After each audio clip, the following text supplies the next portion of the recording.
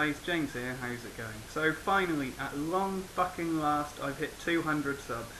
So this is of course going to be my response to my 200 sub question video. You have 4 days left if you want to make me an intro to my videos. If you win that competition, then your intro will be shown at the beginning of all of my videos for the next 6 months, and you'll also have a shout out in all of my videos as well.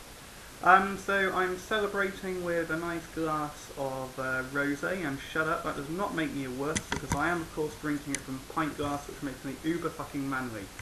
So anyway, I've had quite a few questions in so far, but only one video response. The video question comes from Zombie Picks Show. Awesome channel, go check him out, and here's his question. Now, for example, say that you're flying and your plane crashes, and you're the only survivor, and the only two passengers were an older person, an 80-year-old person, and a baby. On an island with nothing to eat, no coconuts, no bananas, no nothing. Just an 80-year-old person and a baby. And a baby. My question to you, sir, is who? And how shocked would you be, or how shocked would you be if, for example, say you like that kind of food, say that was the best meat you ever had? Will that concern you in any way? You evil, evil man. Great question though. So I can see it already. There'll be creationists sat on the edge of their seats, finally hoping that an atheist will openly admit that he eats babies.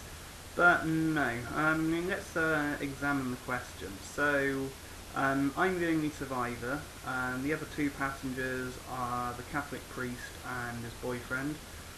So no, I wouldn't be eating a leathery old man, and there's virtually no meat on a baby anyway, so I of course would eat the pilot.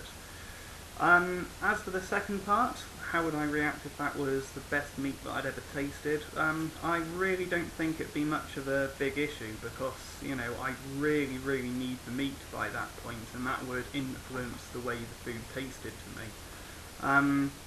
About a year ago, I went on a mountain climb. I hadn't eaten for about 12 hours, it was absolutely pissing it down, and when I got to the top of the mountain, the only food I had was a tin of baked beans and sausages, which under any other circumstance would taste absolutely foul.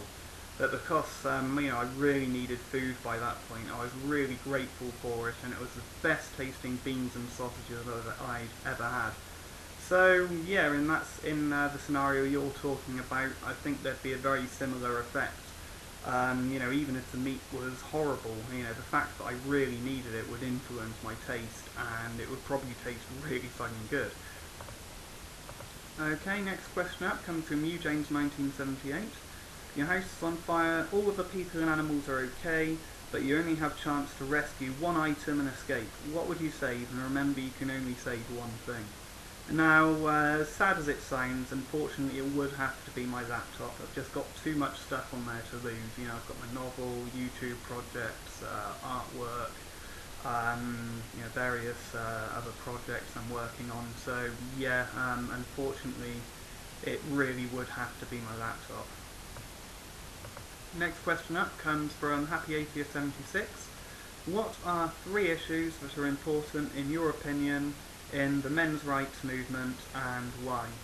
I suppose the most important thing would be just getting people to take notice and realise that sexism isn't just this one-way thing, and to actually take men seriously. I'm talking about things like body issue. There's plenty of guys who are anorexic. There's plenty of guys who get obsessed with bodybuilding, quite often because they've got distorted ideas of what masculinity is supposed to be and what women find attractive. They end up wasting hundreds or thousands of pounds on supplements which don't work to try and achieve something which is quite frankly unachievable for 90% of men. Male rape, a lot of guys don't report it. It's very, very much underreported because they think that they're not going to be taken seriously, or people are going to judge them badly because they got raped. And even things like life expectancy. There is a big gap in life expectancy between men and women, and I'd probably put about 90% of that life expectancy gap down to the fact that men don't like going to the doctor. They don't like making a fuss because people don't take them seriously when they have problems a lot of the time. Second thing, I suppose, would be the treatment of men in courts. Equal punishment for the same crimes. There's lots of cases that I know about of women getting off on manslaughter for what a man would be charged with murder for. Equal rights for fathers. Fathers have a really difficult time in the courts. It seems like we're guilty until proven innocent, which is ridiculous. And fair treatment of men when it comes to divorce. Third thing would be opposing the dogma of radical feminism. My next question comes from SandySweet575. Do I prefer thin women or curvy women? As I've said before in previous videos, I don't go for just a single type of woman, but I suppose in general my love of large breasts exceeds my love of a skinny waist. But I mean, it's nowhere near, the figure of a woman is nowhere near the top of what I actually look for in a woman. Even just physically, a woman's smile, or her eyes, or the way she carries herself, the way she moves, or the way a woman talks are far more of a turn on than a woman's figure. Abbynormal1 asks two questions. First question, what do I have stuck in my teeth? Unfortunately that's Thunderfoot's mum's pubes. I just can't seem to fucking get them out. That woman really needs to shave down there. She does pay quite well though.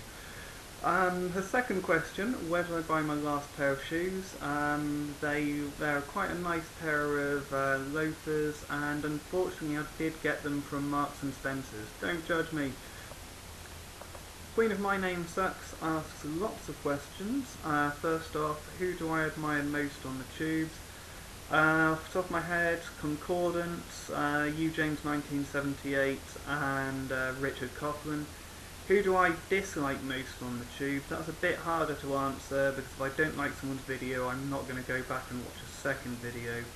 I'd say Ira Myth Purr, Nuclear Knight, G Quinnett, and Shock of God. Right, question 3. Where do I stand on the abortion overrated topic?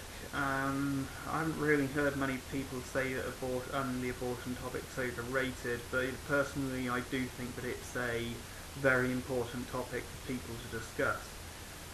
Fourth question. If anyone living or dead was to play you on screen, who would it be? Well, personally, I like to think of myself as unique. I remember, when I was a kid, if someone said that I looked like someone else, I'd get quite offended because I like to think of myself as quite unique. So I haven't really had to think about this before. I will give it some more thought though. I might come back with an answer, but if you guys have any suggestions, down below in the comment section, give me your opinions. And finally, what makes me laugh? I like quite a lot of stand-up comedy. Russell Peters, Bill Hicks, Bill Bailey, Jack D come to mind. I think they're absolutely fantastic. I've got quite a wide range of things that I find funny. And I also like quite a lot of crude stuff as well, so South Park, American Dad and South Park are absolutely excellent. But yeah, I've got quite a wide and varied sense of humour. Oh, and innuendos as well. I'm not above a good innuendo. Our 1981X asks a few questions, first one being quite possibly the biggest question there is, and that is why? I would have to refer you to the anthropic principle to answer that one. Second question, what's a species? A species is a group of organisms which can reproduce together and produce viable offspring. However, it's not quite as simple as that necessarily. There are cases where Group A can reproduce with Group B can reproduce with Group C can reproduce with Group D, but D can't reproduce with Group A.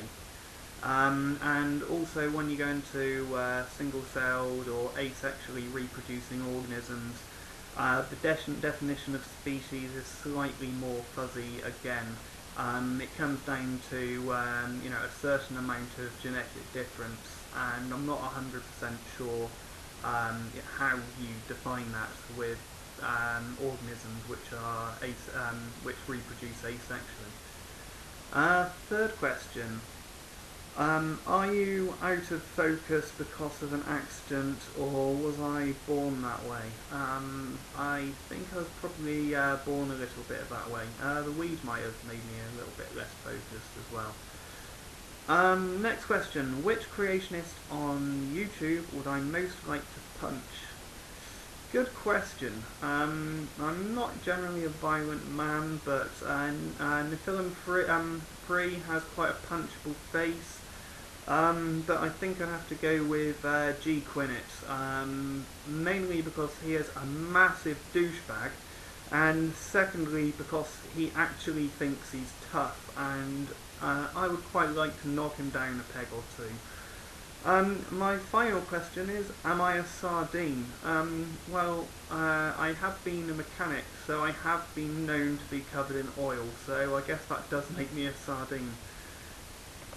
The Faint Wolf asks, when do I get another sexy video? I'd really like another glimpse of your boxes before I get married. I'm probably going to regret saying this, but when I hit 1,000 subs, I'll do another striptease. And here's a question from William Cardno. Here's the most important question anyone could ever ask. It has taken 3 million years worth of philosophy for a mining ship AI to reach the answer. Elusive and hidden, but I think you'll be alright. Would you like any toast? The answer is 42 slices of toast. Logical Thinker 667 asks, what do I think about the whole Coughlin Thunderfoot thing? Click here to find out. Kooky Pirate asks, what are my thoughts on death? Well, you die, and then you rot in the ground. That's pretty much it, unless you turn into a zombie. Happy Atheist 76 has fired back with another question. Who's my favourite South Park character and why? And that's got to be Stam's dad, Randy Marsh. He's just fucking brilliant. He seems to switch between being like the most rational character on there and being absolutely fucking insane. And he's a scientist as well, which is always a plus. Lukaki Sir asks 2 questions. First question, how slow could a slowpoke poke if a slowpoke could poke slow? About half the speed of a Lickitung. And second question, why the username Yes I Am James? Well, to be honest, I really couldn't be bothered to think of a name when I set up my account. I wasn't planning on making videos at the time. I just made the account so I could comment on videos and stuff. I have been thinking about setting up a second account, so if people think that's a good idea, let me know down in the comment section.